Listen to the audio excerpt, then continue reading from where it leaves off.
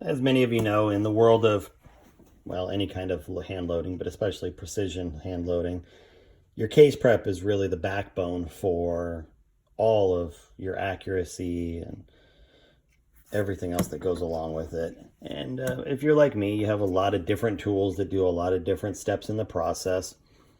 And I know this is not a new machine. It's been on the market for a little while, but I got my hands on one and thought I would take a look at it since I've never used it. I have played with some other case prep centers of different types.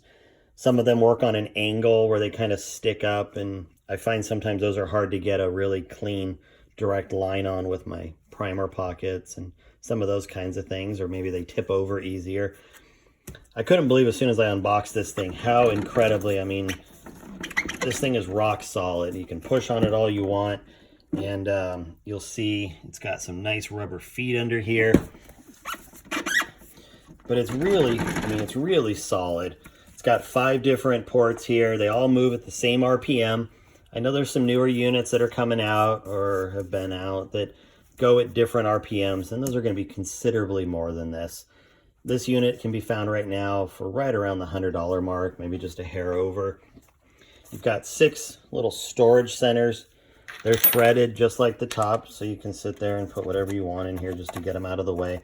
I like that rather than an empty pocket where things could fall out. They do have that for the brush here, but in terms of these little tools, it just keeps it nice and secure so that when you're moving it around, it's a good deal. Something about this, you know, I do all of my reloading on a 4-foot bench. Most of what I have in terms of tools all works modularly. I've got all these pegs that I've set up where I can drop tools onto my bench. So everything comes off of another shelf and gets put over here. So space is at a premium. This is nice because I could put it here, have a box of empty brass, a box of finished brass, and I get 5 steps done at once. I know it's not revolutionary, but having never really tried it with a full 5 steps, I was pretty shocked at how well it worked. So you can see here, it's going to come with your brush and a little bit of neck lube, which just fits in their little carrier there.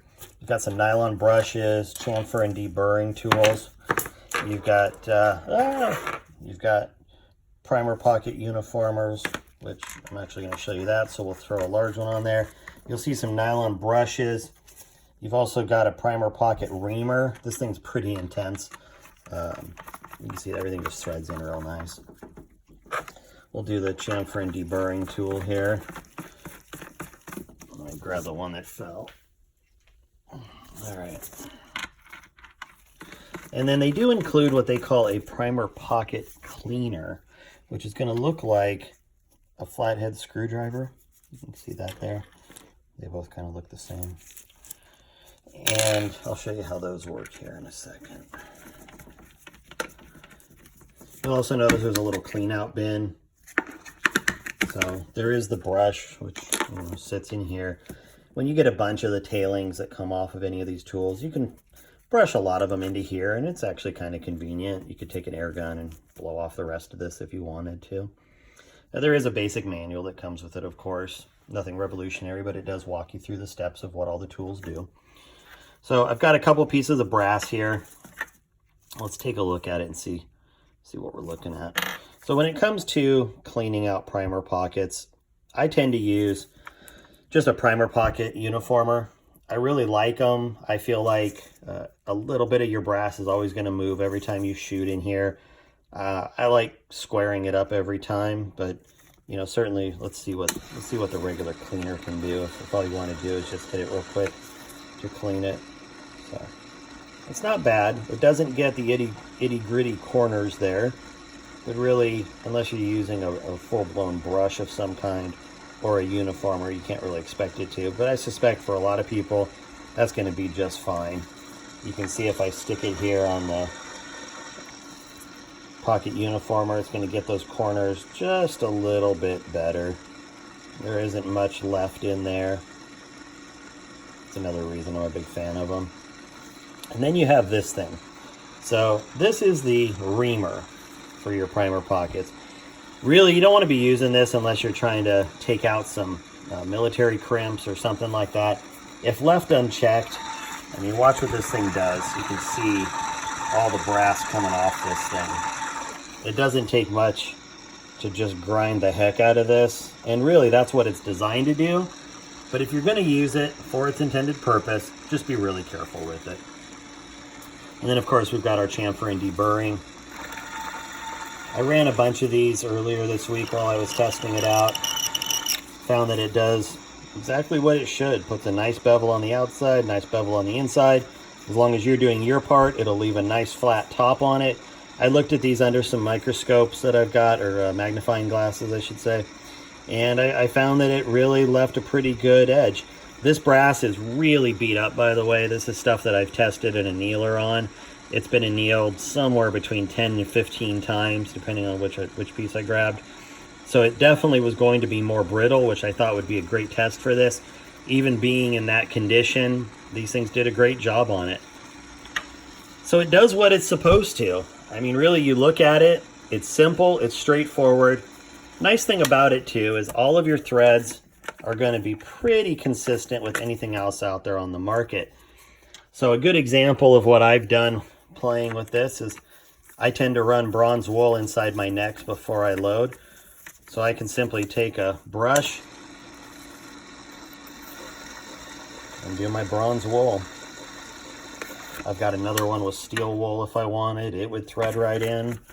So I can just take that out and throw in my steel wool.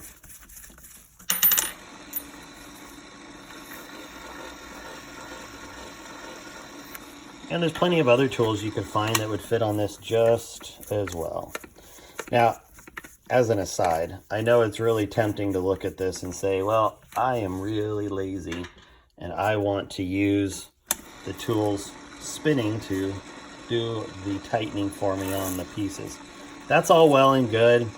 I may post a video of it later, but while trying to screw in a piece wearing my gloves, it actually got caught and spun my gloves up pretty good to the point where it wasn't fun.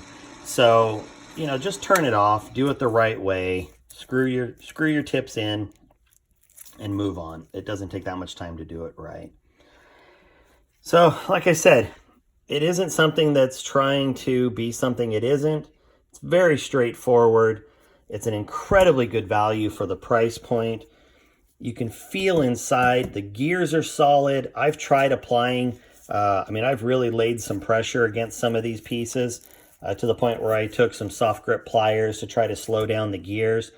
They just keep on cooking. So I know that they are going to be a very high quality gear system as opposed to some of the other case prep center type things out there, which are going to use plastic gears. I know some of them tend to not last very long, but I really love this. It feels solid. A buddy of mine's been using one for well over a year now, swears by it, and has had zero problems with it as well. So if you're in the market for a way to declutter your reloading stations, or maybe you're just looking to get into loading for the first time and you don't know what to do, this is a fantastic way to go, and I think it would serve you for many years to come.